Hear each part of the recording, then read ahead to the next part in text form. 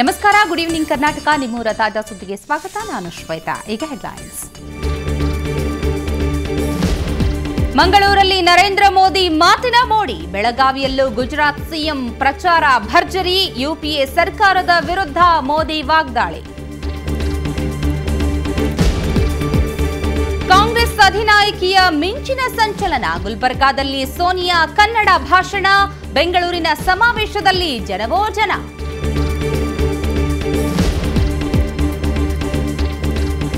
ಕರ್ನಾಟಕ ಕುರುಕ್ಷೇತ್ರದಲ್ಲಿ ಕುರುಡು ಕಾಂಚಾಣ. ಎ ಕೃಷ್ಣಪ್ಪ ನಿವಾಸದಲ್ಲಿ ಪತ್ತೆಯಾಯಿತು 2 ಕೋಟಿ ಹಣ. ರಾಜ್ಯಾದ್ಯಂತ ಸದ್ದಾಗುತ್ತಿದೆ ಝಣಝಣ.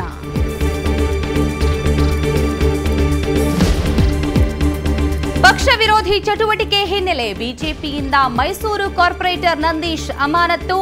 ಅಪ್ಪನ ಪರ ಪ್ರಚಾರ ಮಾಡಿದ್ದಕ್ಕೆ ಶಿಸ್ತು ಕ್ರಮ.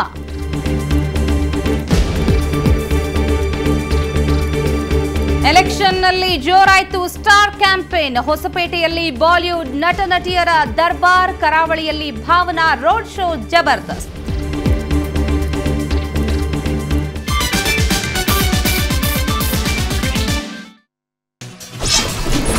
ಕರ್ನಾಟಕ ಕುರುಕ್ಷೇತ್ರ ಸಿಕ್ಕಾಪಟ್ಟೆ ಪಾಲಿಟಿಕ್ಸ್. ರಾಜ್ಯ ವಿಧಾನಸಭಾ ಚುನಾವಣೆಯ ಬಹಿರಂಗ ಪ್ರಚಾರ ಅಂತ್ಯಕ್ಕೆ ಇನ್ನು ಒಂದೇ ದಿನ ಬಾಕಿ ಇದೆ. ಹೀಗಾಗಿ ಇವತ್ತು ರಾಜ್ಯದಲ್ಲಿ ಭರ್ಜರಿ ಪ್ರಚಾರ ನಡೆಯಿತು.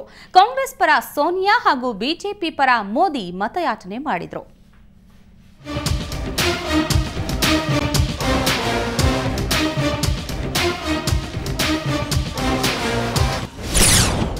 ಕರಾವಳಿಯಲ್ಲಿ ನರೇಂದ್ರ ಮೋದಿ ಸಂಚಲನ.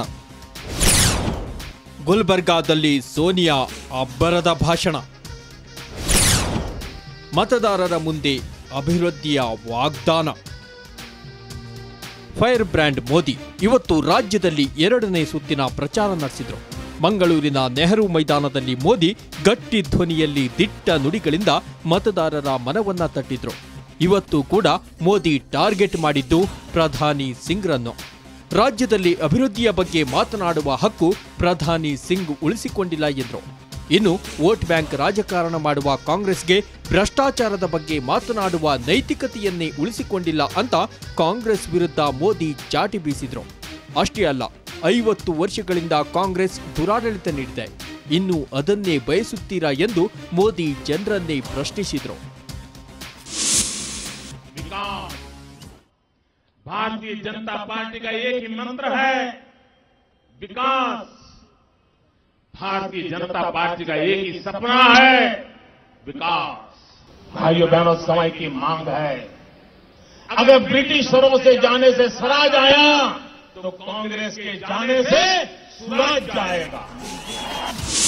ಇದಾದ ನಂತರ ಮೋದಿ ಕುಂದಾನಗರಿಯತ್ತ ಪ್ರಯಾಣ ಬೆಳೆಸಿದ್ರು. ಮಧ್ಯಾಹ್ನ 3 ಗಂಟೆ ಸುಮಾರಿಗೆ ಬೆಳಗಾವಿಯ ಬಾಲಭವನದಲ್ಲಿ ನಡೆದ ಪ್ರಚಾರ ಸಭೆಯಲ್ಲಿ ಪಾಲ್ಗೊಂಡರು. ಇಲ್ಲೂ ಕೂಡ ಮೋದಿ ಭಾಷಣಕ್ಕೆ ತುತ್ತಾಗಿದ್ದು ಪ್ರಧಾನಿ ಹಾಗೂ ಕೇಂದ್ರ ಸರ್ಕಾರ. ಕರ್ನಾಟಕದಲ್ಲಿ ವಿದ್ಯುತ್ ಕೊರತೆ ಇದೆ ಎಂದು ಪ್ರಧಾನಿಯವರು ಟೀಕಿಸಿದ್ರು ನಿಜ. ಆದರೆ ಕೇವಲ ಕರ್ನಾಟಕ ಮಾತ್ರವಲ್ಲ, ದೇಶದ ಎಲ್ಲೆಡೆ ವಿದ್ಯುತ್ ಸಮಸ್ಯೆ ಇದೆ. ಇದಕ್ಕೆಲ್ಲ ಕಾರಣ ಕೇಂದ್ರ ಸರ್ಕಾರವೇ ಅಂತ ಹರಿಹಾಯ್ದರು. प्रधानमंत्री जी, आपने यहां आकर के किस मुंह से बिजली के मुद्दे की चर्चा उठाई, मैं जरा पूछना चाहता हूं. बिजली के संकट से गुजर रहा है, किसका कारण है, किसका पाप है ये आपकी सरकारों का पाप है, जिसने कभी अंदाज नहीं लगाया कि आने वाले दिनों में देश में बिजली की खपत कितनी होने वाली है. ಇತ್ತ ಬಿಸಿಲೂರು ಗುಲ್ಬರ್ಗಾದಲ್ಲಿ ಕಾಂಗ್ರೆಸ್ ಚಟುವಟಿಕೆ ಬಿರುಸುಗೊಂಡಿತ್ತು. ಕಾಂಗ್ರೆಸ್ ಅಭ್ಯರ್ಥಿಗಳ ಪರವಾಗಿ ಅಧಿನಾಯಕಿಯೇ ಇವತ್ತು ಫೀಲ್ಡಿಗಿಳಿದಿದ್ರು. ಎಸ್ವಿ ಕಾಲೇಜು ಮೈದಾನದಲ್ಲಿ ಬೆಳಗ್ಗೆ 11:30ಕ್ಕೆ ಸೋನಿಯಾ ಸಭೆ ನಿಗದಿಯಾಗಿತ್ತು. ಹೈ ಸೆಕ್ಯೂರಿಟಿಯೊಂದಿಗೆ ಸೋನಿಯಾ ಸಭೆಗೆ ಆಗಮಿಸುತ್ತಲೇ ಕಾಂಗ್ರೆಸ್ ಕಾರ್ಯಕರ್ತರೆಲ್ಲ ಪುಳಕಿತರಾಗಿದ್ರು. ವೇದಿಕೆ ಏರಿ ನೆರೆದವರತ್ತ ಕೈ ಬೀಸಿದ ಸೋನಿಯಾ ನೇರವಾಗಿ ಮಾತಿಗೆ ಇಳಿದ್ರು. ಸೋದರ ಸೋದರಿಯರೇ ಎಂದು ಸೋನಿಯಾ ಕನ್ನಡದಲ್ಲಿ ಭಾಷಣ ಆರಂಭಿಸಿ ಕನ್ನಡಿಗರನ್ನ ಸೆಳೆಯುವ ಪ್ರಯತ್ನ ಮಾಡಿದ್ರು. ನಂತರ ಪ್ರಚಾರ ಭಾಷಣದುದ್ದಕ್ಕೂ ಬಿಜೆಪಿ ವಿರುದ್ಧ ವಾಗ್ದಾಳಿ ನಡೆಸಿದ್ರು. ರಾಜ್ಯದಲ್ಲಿ ಕಾಂಗ್ರೆಸ್ಗೆ ಅಧಿಕಾರ ನೀಡಿದ್ರೆ ಉತ್ತಮ ಆಡಳಿತ ನೀಡುವ ವಾಗ್ದಾನ ಮಾಡಿದ್ರು. ಸಹೋದರ ಮತ್ತು ಸಹೋದರಿಯರೇ, ತಮಗೆ नमस्कार। जो कर्नाटक और आपको एक स्थायी, एक मजबूत सरकार दे सके, और ऐसी सरकार सिर्फ एक ही पार्टी आपको दे सकती है, वह पार्टी है कांग्रेस पार्टी। ಒಟ್ನಲ್ಲಿ ನಾಳೆ ಬಹಿರಂಗ ಪ್ರಚಾರಕ್ಕೆ ಕೊನೆಯ ದಿನ. ಹೀಗಾಗಿ ಪ್ರಮುಖ ಪಕ್ಷಗಳೆಲ್ಲ ಮತದಾರರ ಮನಗೆಲ್ಲಲು ಕೊನೆಯ ಕಸರತ್ತು ನಡೆಸಿದ್ದಾರೆ. ಘಟಾನುಘಟಿಗಳ ಪ್ರಚಾರ ಭಾಷಣ ಎಷ್ಟರ ಮಟ್ಟಿಗೆ ಮತದಾರರಿಗೆ ತಟ್ಟಿದೆ ಎಂಬುದರ ಫಲಿತಾಂಶ ಮೇ 8ರಂದು ಗೊತ್ತಾಗಲಿದೆ. ಬ್ಯೂರೋ ರಿಪೋರ್ಟ್, ಸುವರ್ಣ ನ್ಯೂಸ್. ಇತ್ತ ಬೆಂಗಳೂರಿನ ಅರಮನೆ ಮೈದಾನದಲ್ಲಿ ಆಯೋಜಿಸಿರೋ ಬೃಹತ್ ಕಾಂಗ್ರೆಸ್ ಪ್ರಚಾರ ಸಭೆಯಲ್ಲಿ ಸೋನಿಯಾ ಭಾಗವಹಿಸಿದ್ರು. ರಾಜ್ಯದ ವಿವಿಧ ಭಾಗಗಳಲ್ಲಿ ಪ್ರಚಾರದ ನಂತರ ಸೋನಿಯಾ ಹೆಲಿಕಾಪ್ಟರ್ನಲ್ಲಿ ಅರಮನೆ ಮೈದಾನಕ್ಕೆ ಆಗಮಿಸಿದ್ರು. ಸಭೆಯಲ್ಲಿ ಮೆಗಾಸ್ಟಾರ್ ಚಿರಂಜೀವಿ, ಮಧುಸೂದನ್ ಮಿಸ್ತ್ರಿ ಸೇರಿದಂತೆ ಕಾಂಗ್ರೆಸ್ ಹಿರಿಯ ನಾಯಕರು ಸೋನಿಯಾಗೆ ಸಾಥ್ ನೀಡಿದರು. ಸಭೆಯನ್ನುದ್ದೇಶಿಸಿ ಮಾತನಾಡಿದ ಸೋನಿಯಾ ಬಿಜೆಪಿ ವಿರುದ್ಧ ತೀವ್ರ ವಾಗ್ದಾಳಿ ನಡೆಸಿದ್ರು. ಆರೋಪಗಳಿಗೆಲ್ಲ ತಿರುಗೇಟು ನೀಡಿದರು. DTM layout candidate Sri Ramalinga Reddy,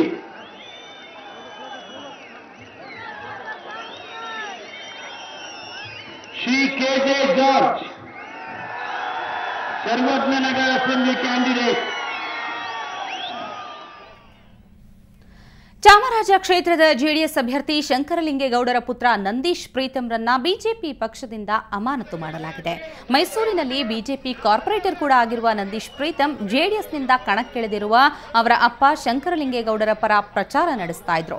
ಹೀಗಾಗಿ ಪಕ್ಷ ವಿರೋಧಿ ಚಟುವಟಿಕೆ ಆರೋಪದ ಹಿನ್ನೆಲೆಯಲ್ಲಿ ಮೈಸೂರು ನಗರ ಬಿಜೆಪಿ ಅಧ್ಯಕ್ಷರು ಪ್ರೀತಂರನ್ನ ಅಮಾನತು ಮಾಡಿ ಆದೇಶ ಹೊರಡಿಸಿದ್ದಾರೆ.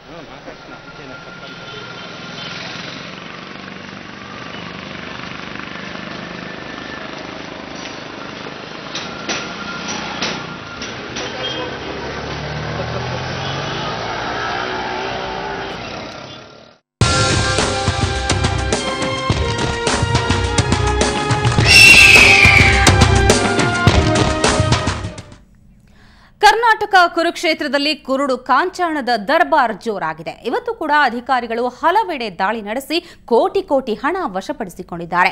ಎಲ್ಲೆಲ್ಲಿ ಎಷ್ಟೆಷ್ಟು ಸಿಕ್ತು ಬನ್ನಿ ನೋಡೋಣ.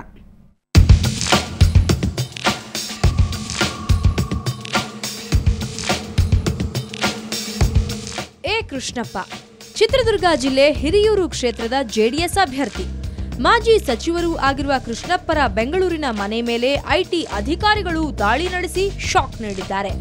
ಬೆಂಗಳೂರಿನ ಕೆಆರ್ ಪುರಂನಲ್ಲಿರುವ ಕೃಷ್ಣಪ್ಪ ನಿವಾಸದಲ್ಲಿ ಆದಾಯ ತೆರಿಗೆ ಇಲಾಖೆ ಅಧಿಕಾರಿಗಳು ಪರಿಶೀಲನೆ ನಡೆಸಿದ್ರು. ಈ ವೇಳೆ ಸುಮಾರು 2 ಕೋಟಿಗೂ ಅಧಿಕ ಮೊತ್ತದ ನಗದು ಪತ್ತೆಯಾಗಿದೆ ಅಂತ ತಿಳಿದು ಬಂದಿದೆ. ಇತ್ತ ಬೆಂಗಳೂರಿನ ಚಾಮರಾಜಪೇಟೆ ಪೊಲೀಸರು ದಾಖಲೆ ಇಲ್ಲದ 9,30,30,000 ರೂಪಾಯಿ ನಗದನ್ನು ವಶಪಡಿಸಿಕೊಂಡಿದ್ದಾರೆ. ಜೆಡಿಎಸ್ ಅಭ್ಯರ್ಥಿ ಜಮೀರ್ ಅಹಮದ್ ಖಾನ್ ಆಪ್ತ ಸೈಫುಲ್ಲಾ ಖಾನ್ ನಿವಾಸದಲ್ಲಿ ಈ ಹಣ ಪತ್ತೆಯಾಗಿದೆ. ಕಾರ್ಯಕರ್ತರಿಗೆ ಹಂಚಲಾಗುತ್ತಿದೆ ಎಂಬ ಮಾಹಿತಿ ಮೇರೆಗೆ ದಾಳಿ ನಡೆಸಿದ ಪೊಲೀಸರು ಮನೆಯಲ್ಲಿದ್ದ ಹಣವನ್ನು ವಶಪಡಿಸಿಕೊಂಡಿದ್ದಾರೆ. ಇನ್ನು ಬಳ್ಳಾರಿಯ ಕೌಲ್ ಬಜಾರ್ನಲ್ಲಿರುವ ಮಟ್ಕಾ ಮೊಯಿನ್ ಮನೆಯಲ್ಲಿದ್ದ 14 ಲಕ್ಷ ರೂಪಾಯಿ ನಗದನ್ನು ಜಪ್ತಿ ಮಾಡಲಾಗಿದೆ. ಸ್ಥಳದಲ್ಲಿ ಹಣ ಎಣಿಸುವ ಯಂತ್ರ ಹಾಗೂ ಬಿಎಸ್ಆರ್ ಪಕ್ಷದ ಪ್ರಚಾರದ ಸಾಮಗ್ರಿ ಪತ್ತೆಯಾಗಿದೆ. ಮನೆಯಲ್ಲಿದ್ದ ಮೊಯಿನ್ ಹಾಗೂ ವೆಂಕಟೇಶ್ನನ್ನು ಬಂಧಿಸಲಾಗಿದೆ.